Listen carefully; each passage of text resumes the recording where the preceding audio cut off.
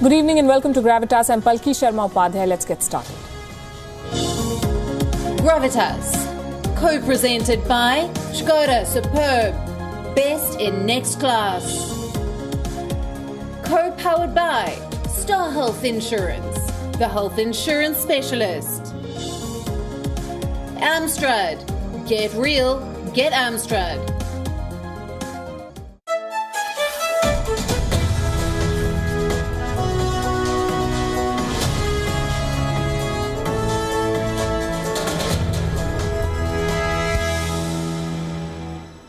Dans ce cadre, c'est une des idées très concrètes que je formule, cet institut européen pour la formation des imams, pour s'assurer que les imams soient formés en Europe.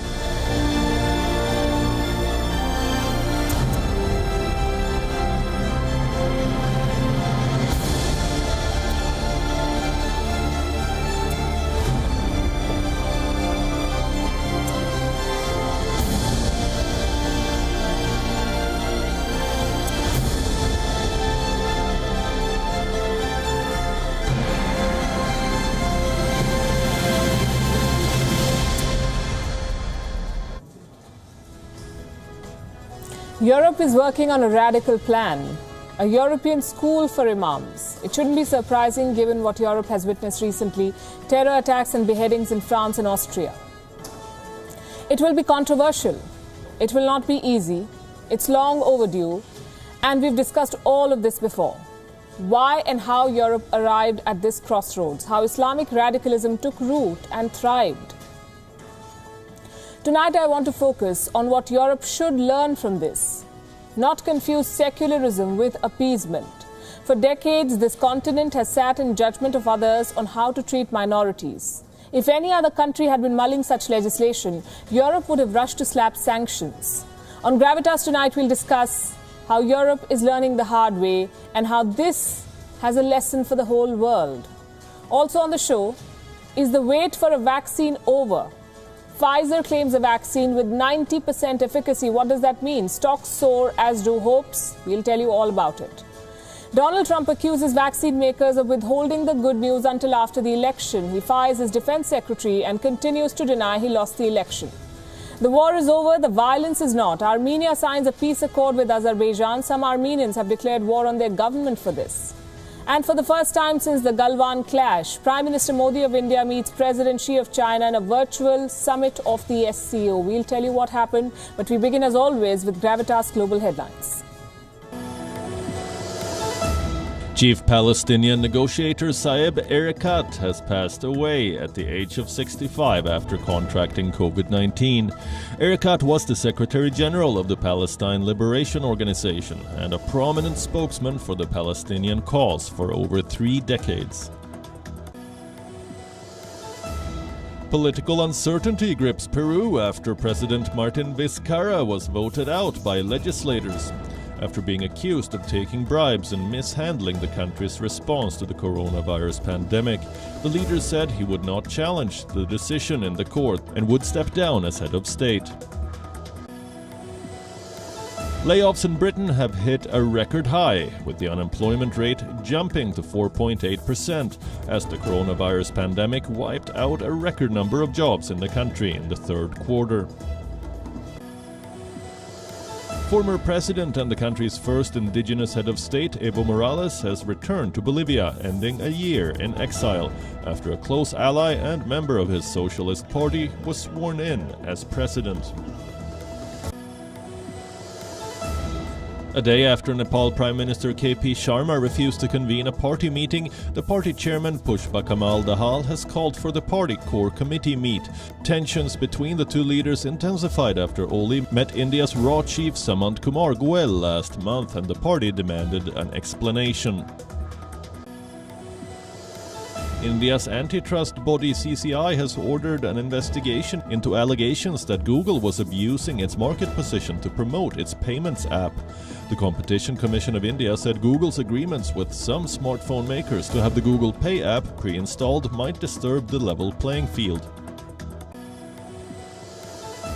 India's capital witnessed its sixth day of severe pollution levels. The blanket of smog reduced visibility to merely 300 meters in the morning, affecting traffic movement. Pollution levels continue to soar as farmers in neighboring agricultural regions set fires to clear their land after harvests and to prepare for the next crop season. As air quality levels worsen, experts say Delhi will witness a surge in COVID-19 infections. Tropical storm Eta is wreaking havoc in Florida. Miami witnesses flooded streets, stranded overturned cars, and widespread closures in several areas. The storm hit the area with maximum sustained winds of around 100 kilometers per hour. 2017 champion Sergio Garcia has become the latest high-profile golfer to test positive for COVID-19 and will miss the Augusta Masters that get underway on Thursday. It brings to an end an extraordinary streak that had seen the Spaniard compete at every single major tournament for the last 21 years. The 40-year-old revealed that he had started to experience symptoms after missing the cut at the Houston Open and got tested on Sunday.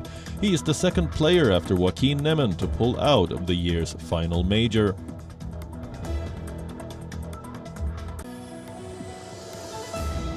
The NBA is set to return with its new season on the 22nd of December after an agreement was reached between the Players' Union and the league authorities. With the previous season delayed by 4 months due to the COVID pandemic, teams will play only 72 regular season games this season, rather than the usual 82. But some health officials said teams are extremely concerned about injuries, as the 71-day off-season is the shortest break ever across the NBA, NFL, NHL or MLB.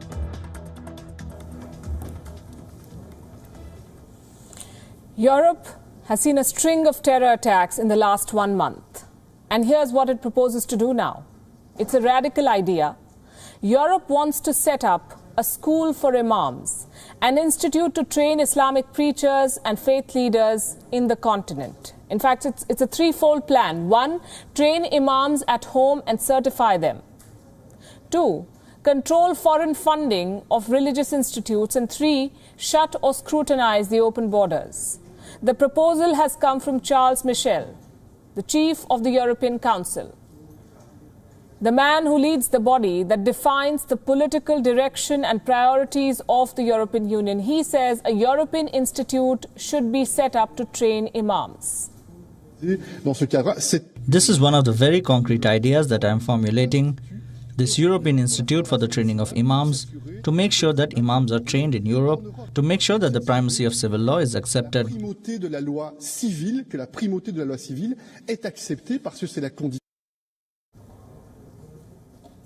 Does the idea sound familiar? It should, because it's the second time in a month that it has been floated. The first to talk about this was French President Emmanuel Macron.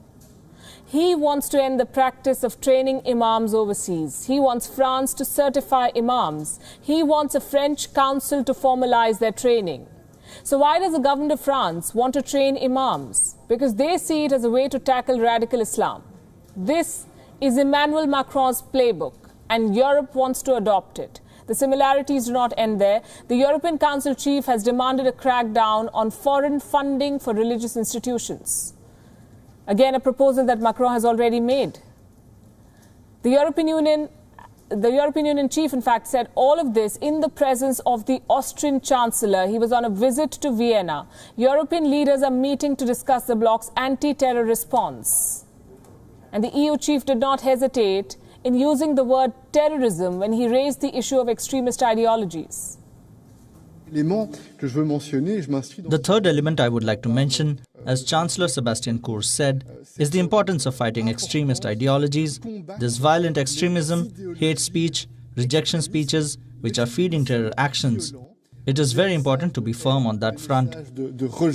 Qui nourrissent cette action terroriste. Il est très important d'être ferme par rapport à cela. Europe is finally waking up to the threat of radical Islam, and it's about time. An institute to train imams is only one of the many proposals in the works. The European Union wants increased powers to fight Islamism. A report reveals what is on the mind of European leaders. A draft statement has specific instructions for the executive arm of the EU. Promote religious education and training of imams within the European Union. The draft includes the idea of warnings for immigrants and asylum seekers. This is a draft statement for Friday, when home ministers of the European Union will meet. Terrorism will now top the EU agenda. For the bloc's December summit, EU leaders will debate the issue of religious extremism. The policy of open borders is also under the lens. And yet again, it is Macron who's leading the charge. He wants Europe to rethink the open border Schengen area. The French president says tighter controls are needed to stop clandestine immigration. He said that criminal gangs are illegally trafficking migrants into Europe. Often they have links to terror networks, so the European Union must take steps to protect itself. Les attentats que la France a connus. The attacks that France has experienced, that Austria experienced a few days ago in Vienna, show us that the terrorist risk is everywhere, that networks are globalized, that terrorists today organize themselves globally through networks on the one hand, the internet and social networks, but also by sending agents across borders. This requires Europe to step up its response. France is doing this on its borders by doubling the forces present. Europe must now do so. Macron recognizes the terror threat, that is a global threat, and not just limited to one country or region. It is time for the rest of Europe to recognize the same, and we are seeing some progress in this direction. Top European Union leaders are discussing the need for a pan-Europe response system. And for the first time since its inception, the EU is putting Islamist terrorism on top of the agenda. Here's a report.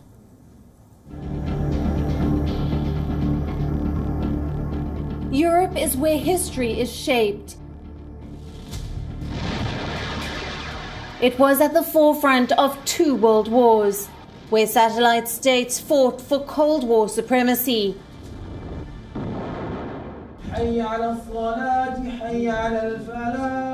Today, it is once again heading for battle, this time against Islamist terrorism.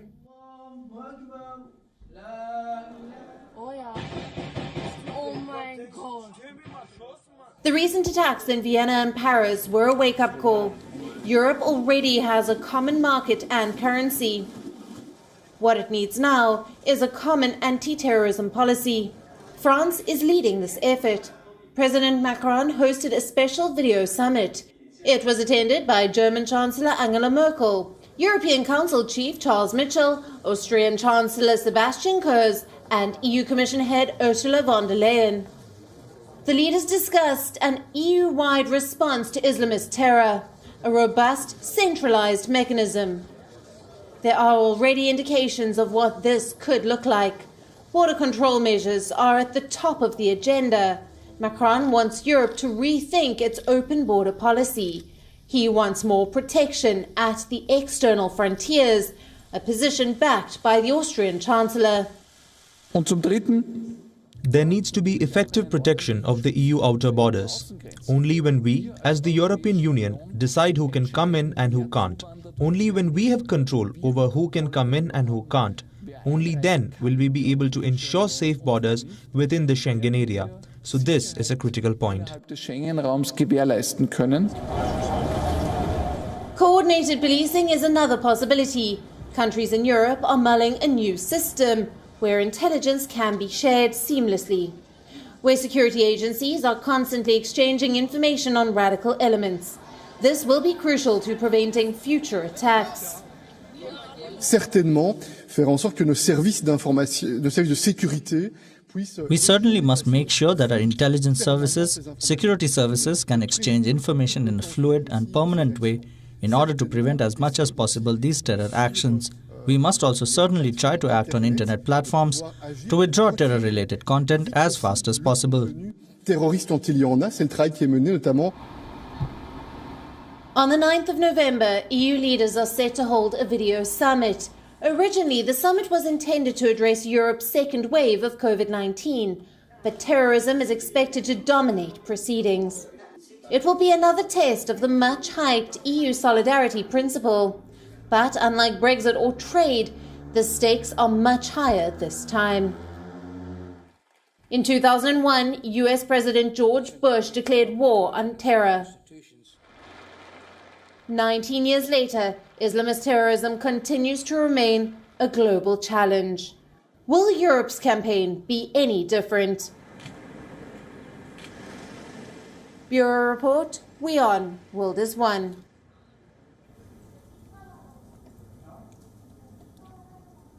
Europe is a test case for a very special reason. Europe has always considered itself the avant-garde of secularism. In 2013, the European Union published guidelines on the promotion and protection of freedom of religion or belief. Not just at home, but the world over.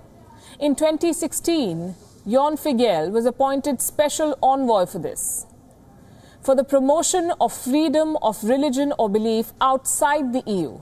That's how seriously they take their role. In 2018 and 2019, Europe sanctioned countries for the way they treated Muslims, mostly for good reason, but also because Europe felt the moral authority and responsibility to tell the world how to treat minorities. As recently as 2020, the European Parliament wanted to discuss India's Citizenship Amendment Act and the removal of special status of Kashmir. It had no business doing so, but the EU, the self-appointed gatekeeper of secularism, wanted to lecture India on the treatment of minorities. Cut to November 2020, Europe itself is rushing to legislate on religion. Come December, France will table a bill that will help the state regulate Islam. It will help the state monitor the funding of French mosques. It will create a certificate program for French imams, and it will ban homeschooling for young children to prevent the creation of Islamic schools or madrasas. Now, we've been tracking the rising radicalism and terror attacks in France, and we understand that this is the need of the hour. But imagine how Europe would have reacted if a country like India had mooted this. If a non-European, non-Western country had planned such a bill, Europe would have cried Islamophobia. It would have sat down to draw a list of sanctions against the country. It would have slapped its leaders with a travel ban, probably frozen their assets. But now terror has struck home, and they've realized secularism cannot be the fig leaf for appeasement. France is legislating to create its own brand of Islam, and in doing so, France does not care if it's being called an Islamophobic country. Europe is finally learning to crack down on terror, and unfortunately, it is learning the hard way. Just like the United States did, post the attacks of 9/11. Before the two planes crashed into the Twin Towers, America took pride in preaching secularism, even enforcing it elsewhere. In 1998, the Clinton administration created the Office of International Religious Freedom, or IRF, within the US State Department. 3 years later, Washington found itself looking at every Muslim with suspicion. At least 1,200 people were detained by the end of November 2001. In her book, Detained Without a Cause, Iram Sheikh writes that US immigration officials began categorizing Muslims as quote-unquote special interest cases. My message tonight is to the European Union, the leaders of the Western world who for decades have lectured others. You cannot turn your back to terror in the name of secularism. Yes, there are countries guilty of genocide and persecution of minorities. I'm sure we've run more reports on this show on China's Uyghur Muslims than most other networks. China must be called out, even sanctioned. But you can't paint all with the same broad brush. Europe's lectures on the CAA and Kashmir were an overreach. India's tour of European MPs to seek validation on Kashmir even worse. If Europe must compare its own brand of secularism to India's, it should see which has worked. Going forward, Europe cannot confuse appeasement with secularism. It is time to work on the fault lines, to counter terror with all sincerity without making any exceptions. Earlier today, Prime Minister Narendra Modi of India addressed the Shanghai Cooperation Organization. Both Xi Jinping of China and Imran Khan of Pakistan were also part of this summit. The Indian Prime Minister had a message for both these leaders. To China, respect one one another's sovereignty and territorial integrity, and to Pakistan, stop raising Kashmir at multilateral forums. The 20th summit of the Shanghai Cooperation Organization has concluded. Like most summits this year, it was held virtually. The leaders had a lot on their plates. The situation in Afghanistan, the Wuhan virus pandemic, and a changing world order after Joe Biden's victory. But the big question was, would tensions between India and China spill over into the summit? The SCO does not permit the discussion of bilateral issues, but indirect potshots are never far away. Prime Minister Narendra Modi and President Xi Jinping were both on the call. A virtual face-to-face amid a long, drawn-out border standoff. The Prime Minister of India did not mention China directly. Instead, he talked about the need to respect each other's sovereignty and territorial integrity. Bharat का मानना है कि connectivity को और अधिक गहरा करने के लिए यह आवश्यक है कि एक दूसरे की संप्रभुता और टेरिटोरियल इंटीग्रिटी के सम्मान के मूल सिद्धांतों के साथ आगे बढ़ा जाए. This is also a subtle rebuke of the China-Pakistan economic corridor. There are CPEC projects in Pakistan-occupied Kashmir, something India has repeatedly objected to. Also on the call was Imran Khan, the Prime Minister of Pakistan. Since coming to office, he has tried to raise Kashmir at the SCO, only to be shot down each time. Prime Minister Modi rejected Islamabad's efforts to discuss bilateral issues. He said it was against the spirit of the SCO Charter. Bharat SCO charter में निर्धारित सिद्धांतों के अनुसार SCO के तहत काम करने की अपनी प्रतिबद्धता में दृढ़ रहा है. परंतु यह दुर्भाग्यपूर्ण है कि SCO एजेंडा में बार-बार अनावश्यक रूप से द्विपक्षीय मुद्दों को लाने के प्रयास हो रहे हैं जो SCO चार्टर और संघाई स्पिरिट का उल्लंघन करते हैं. India also reaffirmed its commitment to multilateralism.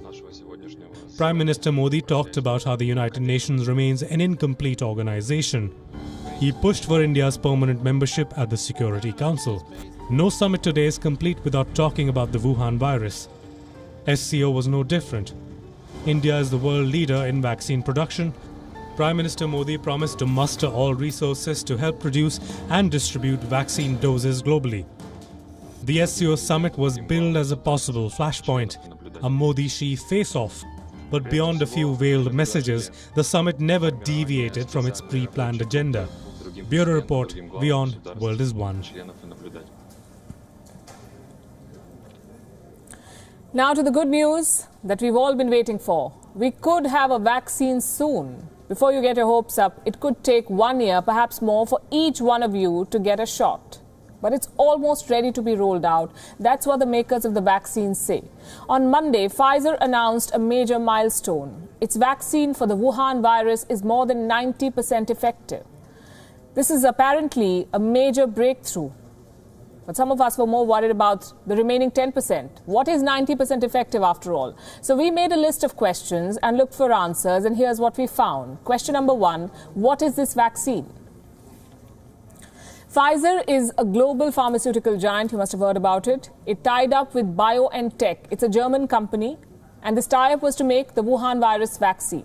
Yesterday, the company said it has achieved the century's biggest medical breakthrough. They claim to have made a vaccine in just 6 months, and they say it is 90% effective. It's a great day for science. It is a great day for humanity when you realize that your vaccine has a 90% effectiveness. That's overwhelming. You understand that the hopes of billions of people and millions and businesses and hundreds of governments that were felt on our shoulders, now we can credibly tell them, I think we can see light at the end of the tunnel. So what is 90% effective? Is it a good rate of efficacy? Quite simply, it can prevent 90% of the people from getting the virus. So what is the recommended rate of efficacy for a vaccine? The US FDA had set it at 50%.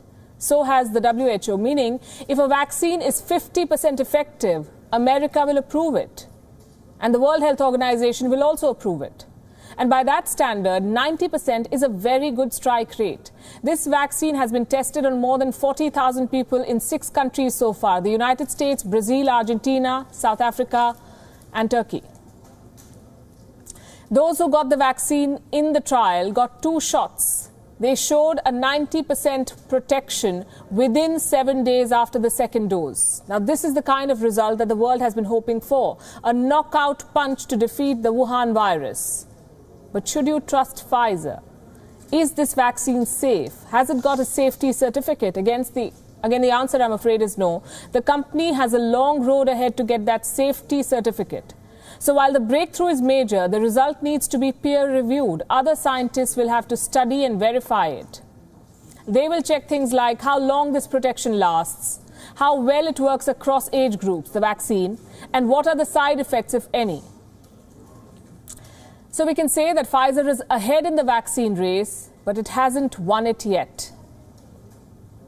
Is the trial still on? The answer again is yes. The effectiveness of any vaccine can only be determined in the long term.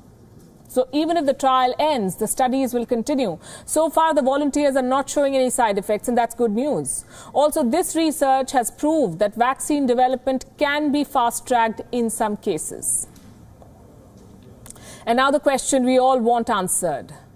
When will you and I get it? Well, it depends on where you are and how old you are.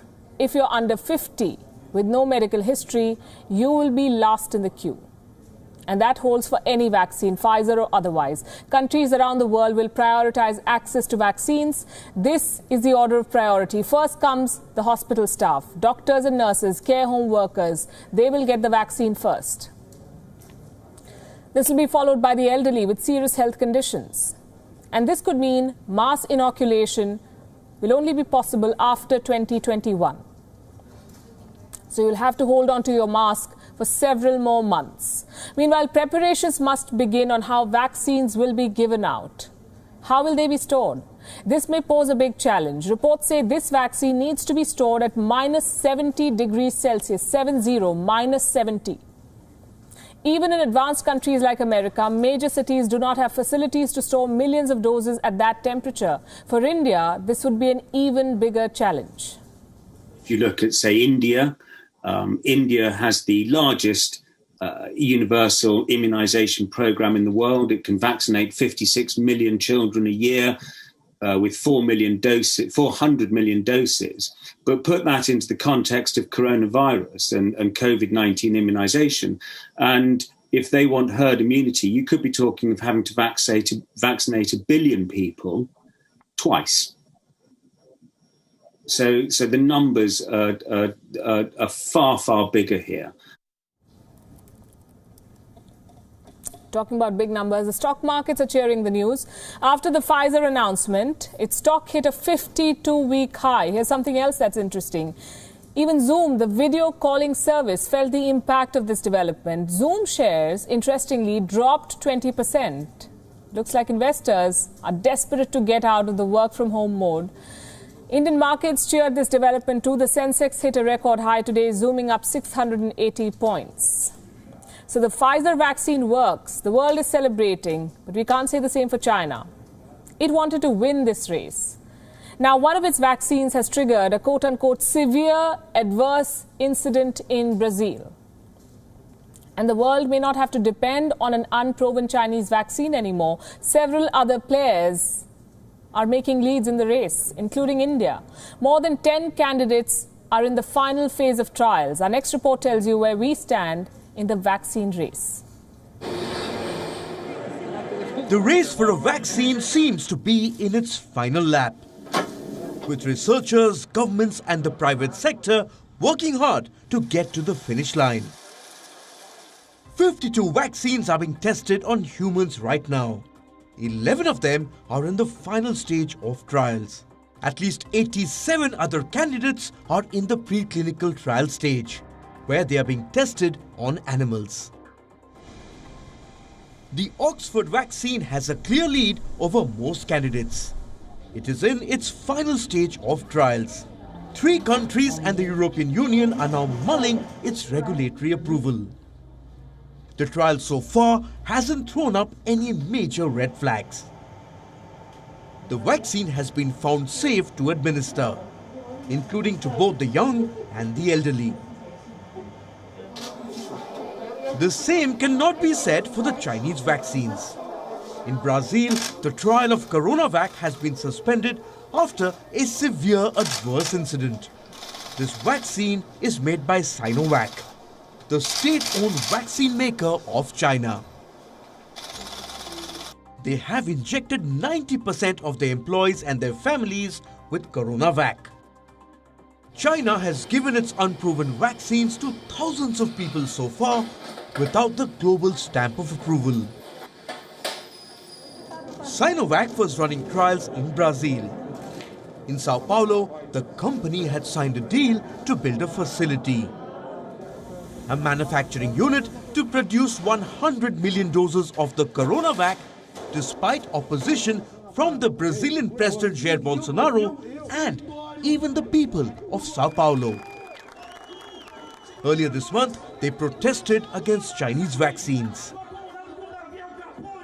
The world knows little about China's trials. Even the details of the severe adverse incident remain unknown. This will only add to the serious mistrust against China's vaccines. Questions are being raised over the Russian vaccine too. Moscow now claims the Sputnik V vaccine is more than 90% effective, just like the vaccine from Pfizer. But Russia's assessment is not based on trial data. Sputnik V is being tested on 40,000 people. But claims of efficacy are based on how the people have responded to vaccine doses. India has stakes in the vaccine race too. The Indian government has backed Covaxin that could be launched by February. The trials so far show Covaxin is effective. Covaxin could be one of the many vaccines to get an early approval if it works. But the supplies may not be enough for everyone to get a shot. According to one estimate, the world will need 15 billion doses to inoculate everyone. With multiple candidates in the race, many players could step up to fill in the gaps in supply. Bureau Report, WION World is One.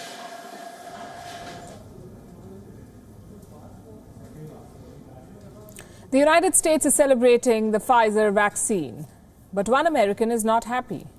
I'm talking about Donald Trump. The outgoing president of the United States has weaved a conspiracy theory around the vaccine. Trump says the vaccine announcement was delayed on purpose. What for? In a series of tweets, he's claimed that the U.S. Food and Federal Drug Administration did not want Donald Trump to have a vaccine win. So they came up with a vaccine 5 days later. Remember, we've been saying that Donald Trump is displaying all the symptoms of a sore loser. After blaming the electoral process, the mail-in ballot, the Democrats and the counters, Trump is now blaming the drug authorities. He says that Pfizer did not have the courage to announce a vaccine before the election. Trump's deputy Mike Pence jumped on board. He took credit for the vaccine and he thanked the quote-unquote public-private partnership forged by Donald Trump. The Trump administration wants to both blame the drug authorities, at the same time take credit for the vaccine. They're saying that the US government gave money for the vaccine research. Now, Pfizer has rejected that claim. The company says it has an agreement to supply America with vials of the final vaccine, but it has received no advance payment for this. Meanwhile, President-elect Joe Biden's team is having a hard time kickstarting the transition process. The General Service Administration, or the GSA, which manages federal agencies, is not allowing Biden's team to proceed with the transition. It claims that there's been no, quote-unquote, ascertainment on an election winner. But the tally clearly hints at one. Joe Biden's got 290, Trump 240. The winner needs only 270 electoral college seats. Biden has crossed that mark and is far ahead. And Trump, he's far behind, 240. The Transition Authority does not want to recognize the numbers, though. it has withheld funding and access to security briefings and classified information, something that is crucial to the transition process. The question is, can the GSA do this? According to American law, the transition process cannot formally begin until the head of the General Services Administration gives the green light. But the law does not clearly spell out when the GSA must act. The authority has a record of acting promptly during previous elections, with the exception of the year 2000. But 2020 is very different from the 2000 election, the one between George Bush and Al Gore. The numbers clearly favor Joe Biden, but the GSA clearly does not. Now, you'll not be surprised if I tell you that the head of this agency is a Trump appointee. Her name is Emily W. Murphy. She's among the many others who do not believe that Joe Biden has won the election. At a recent press conference, White House Press Secretary Kayleigh McEnany echoed the president's call for counting only what she calls legal votes. Our position is clear. We want to protect the franchise of the American people. We want an honest, accurate, lawful count. We want maximum sunlight. We want maximum transparency. We want every legal vote to be counted, and we want every illegal vote to be discarded. Does the Trump campaign have any evidence of voter fraud? Campaign attorney Rudy Giuliani has set up hotlines with the hope that some voters will report fraud. But the numbers have only been buzzing with prank calls. Take a look at this one. Calling to report some election interference. All right. What state are you in? I'm in Arizona. You're in Arizona? All right. Can you describe the incident? Yeah, so there's an obese turtle that has rolled over onto its back and is... It's funny, but it's not. Meanwhile, Trump's campaign has filed another lawsuit in Pennsylvania. It wants to stop the state from certifying Biden's victory. Pennsylvania's Attorney General called the lawsuit meritless, but that did not stop the U.S. Attorney General William Barr from allowing federal prosecutors to probe alleged irregularities in the presidential election. America's top crime prosecutor, Richard Pilger, resigned in protest. As predicted, Donald Trump is using every possible state machinery to overturn the result of this election. The question is, who is funding this legal battle? Some screenshots have emerged on social media of the Trump campaign threatening its donors to cough up cash. One particular email read, "This is your final notice. So far, you've ignored all our emails asking you to join us in defending the election. You have ignored Team Trump, Eric, Lara, Dawn, the vice president, and you've even ignored the president of the United States. Tens of thousands of patriots have stepped up for the very first time in the last 48 hours. Why haven't you?" Here's another development. Donald Trump has fired U.S. Defense Secretary Mark Esper. The announcement was made on Twitter, as always, and there was no explanation given. Why does this move matter? It destabilizes an administration that is already stretched between Trump's refusal to concede and Biden's threat to move court over a blockade in the transition process. House Speaker Nancy Pelosi said the abrupt firing of Secretary Esper is disturbing evidence that President Trump is intent on using his final days in office to sow chaos in our American democracy. Was it not yesterday that we were talking about the possibility of Trump using his last days in office to sow trouble for Biden? To sum up in one line, here's what's happening in the US. The votes are still being counted. There is no official result. But there is a president-elect, and that is Joe Biden. And Donald Trump is not ready to concede. The war between Armenia and Azerbaijan is over, at least on paper. 6 weeks of fierce fighting later, the two sides signed a deal on Tuesday to put an end to the conflict in Nagorno-Karabakh. While Azerbaijan is celebrating, Armenians have declared a war on their own government. Our next report tells you why. Today on November 9, President of Republic of Azerbaijan, Ilham Aliyev, Prime Minister of Republic of Armenia, Nikol Pashinyan, and President of Russian Federation signed a statement which declares the complete ceasefire and any military action in Nagorno-Karabakh war zone starting from midnight of November 10, 2020, Moscow time.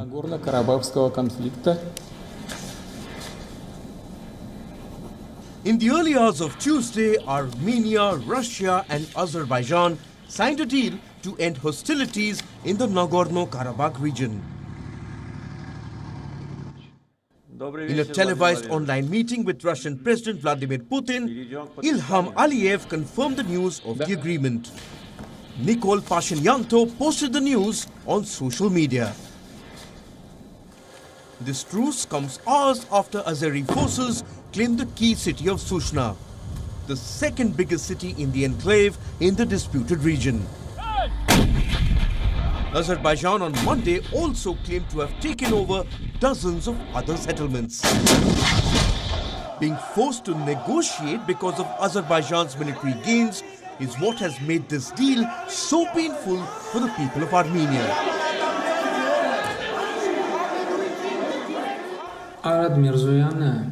In the existing situation, there was no chance of making another decision. I plan to tell more details, why and what was the reason behind the last month's events. I can't do it right now for one simple reason, because stopping military actions are in the main process right now, and if I say something, I can endanger people. The region of Nagorno-Karabakh has been internationally recognized as a part of Azerbaijan, but has been run by ethnic Armenians since 1994. Since the fierce fighting erupted on September 27th, a number of ceasefire agreements were brokered. However, all of them failed. Armenians lost significant and strategic parts of their territory to Azeri forces over the weekend. Also caught in the crossfire was a Russian military helicopter, which was shot down mistakenly by Azerbaijan, killing 2 crew members and injuring a third. These 6 weeks have led to much loss of lives, destruction and chaos in this region. As per authorities in Nagorno-Karabakh, nearly 1,200 of its defense forces have died. Both sides have accused each other of targeting civilians. Azeri forces have not released the number of military casualties, but have claimed that 80 civilians had died. Russian President Vladimir Putin said that Russian peacekeepers will be deployed to the front lines. In the prevailing geopolitical context, it is also important to note that Russia has a defense pact with Armenia and a military base there. Russia also has strong ties with Azerbaijan, which has been backed by Turkey. Russia has been selling arms to both Armenia and Azerbaijan.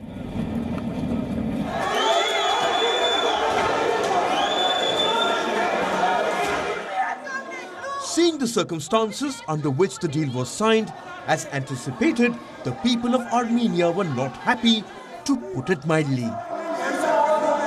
Thousands of protesters gathered outside government buildings in Yerevan, Armenia. In stark contrast, thousands of jubilant Azeris celebrated on the streets of Baku.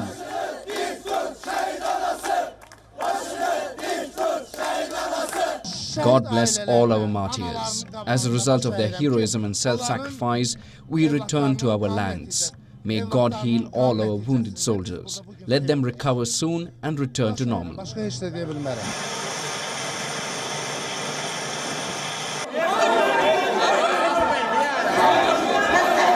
Bureau Report, WION World is One. And let's end tonight's show with the story of a brave heart. And I'm speaking quite literally here. This is the story of a human heart. It was harvested from a patient in San Diego, transported all the way to Los Angeles in a helicopter. Now it's safely inside the body of the recipient. But wait till you hear what happened in between.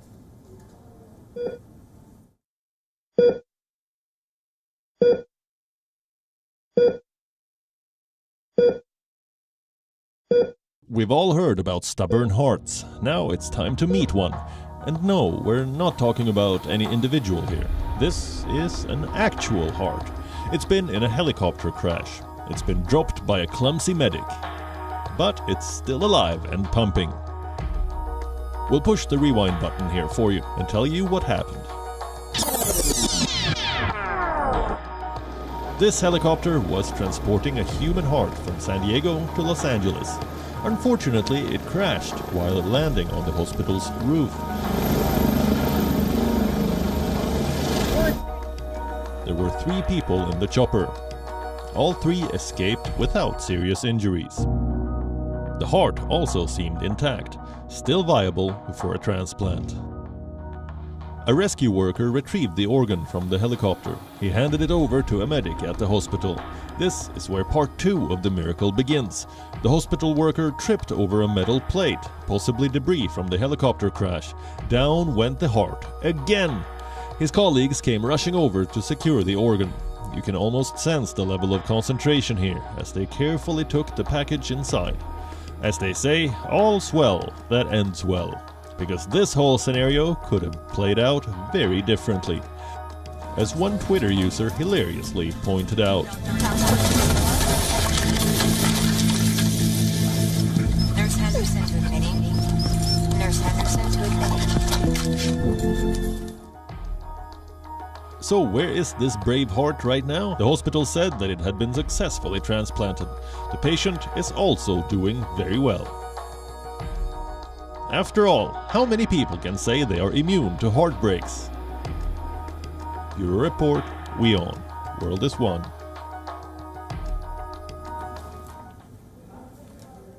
With that, it's a wrap. We're leaving you as always with Gravitas Images. Thanks for watching.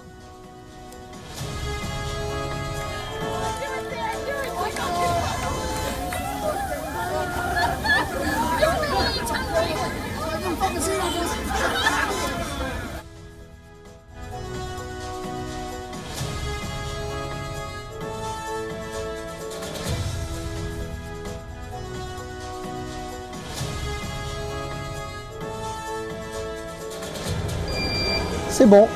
Bonne soirée.